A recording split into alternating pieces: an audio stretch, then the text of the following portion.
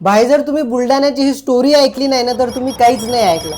तुम्हाला सुरुवातीपासून सांगतो एक्झॅक्टली काय झालंय. तर 1 महिन्याआधी काय झालं, बुलढाण्यातील एका शेतामध्ये एक डेड बॉडी सापडते. आता या डेड बॉडीचा सीन असा आहे की या डेड बॉडीचं शीर आणि धड वेगळं केलेलं राहतं आणि जो शीर आहे तो अर्धा जळालेला राहतो. त्याच्यामुळे एक्झॅक्टली ते शीर कोणाचं आहे म्हणजे ती डेड बॉडी कोणाची आहे हे ओळखायलाच येत नाही. आता ही डेड बॉडी सापडल्यानंतर पोलीस त्यांचा तपास सुरू करतात आणि चेक करतात की आजूबाजूला एखादी मिसिंग कंप्लेंट आहे का. तेव्हा त्यांना कळतं की जवळच गावामध्ये एक शिवानी कळमेकर नावाची मुलगी बेपत्ता झालेली आहे. शिवानी कळमेकर हिच्या वडिलांनी आणि हिच्या भावानी एक कंप्लेंट दाखल केलेली असते पोलीस स्टेशन मध्ये की ती गायब झालेली आहे. पण जेव्हा पोलीस नंतर इन्व्हेस्टिगेट करतात तेव्हा त्यांना कळतं की ऍक्च्युली शिवानीला त्याच्या वडिलांनी त्याच्या भावानेच मारलेलं आहे. पोलीस मग दोघांना ताब्यात घेतात, चौकशी करतात. तेव्हा त्यांना कळतं की शिवानीचं एक अफेअर होतं तिच्या चुलत भावासोबत, त्याच्यामुळे तिच्या वडिलांनी भावांनी मिळूनच तिची हत्या केली आहे. आणि स्वतः तिचा भाऊ आणि तिचे वडील सांगतात की आम्ही हा गुन्हा केलाय, म्हणजे गुन्हा कबूल करतात. आता इथपर्यंत स्टोरी सगळे नॉर्मल आहे, ओके सगळ्यांना वाटत असेल.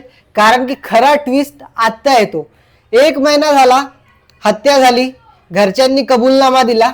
आता 1 महिन्यानंतर शिवानी स्वतः पोलीस स्टेशन मध्ये चालत येते. पोलीस स्टेशन मध्ये आल्यानंतर शिवानी म्हणते मी जिवंत आहे, तुम्ही माझ्या मर्डर केस मध्ये माझ्या वडिलांना आणि भावाला आतमध्ये का टाकले. हे सगळं पाहून आता पोलीस पण शॉक होतात की आता हे काय नवीन, आता ही कोणती शिवानी आली आहे. पोलीसवाले मग परत शिवानीची ओळख पटवून देण्यासाठी नातेवाईकांना बोलवतात. तिचे आधार कार्ड वगैरे बाकीचे जे कागदपत्र आहेत ते जमा करतात. त्याच्यानंतर तिचा फिंगरप्रिंट घेतात. तेव्हा त्यांना कळतं की ऍक्च्युली मध्ये ती शिवानीच आहे, म्हणजे जिचा मर्डर झालेला आहे, जिची केस आहे ऍक्च्युली ती तीच शिवानी असते. मग आता प्रश्न हा पडतो, जर शिवानीचा मर्डरच झाला नाही तर तिच्या घरच्यांनी शिवानीच्या मर्डरचा कबूलनामा का दिला. आणि दुसरा प्रश्न, जर मर्डर झालाच नाही तर मग ती जी डेड बॉडी बुलढाण्याच्या शेतामध्ये सापडलेली आहे ती कोणाची आहे. या सगळ्या घटना फक्त 1 महिन्यामध्ये घडल्यात. सध्या पोलीस इन्व्हेस्टिगेशन करत आहेत. बट नेमकं हे का झालं, कसं झालं आणि नेमकं आतमध्ये काय घडतंय याचा आतापर्यंत बाहेर काही खुलासा नाही झालाय.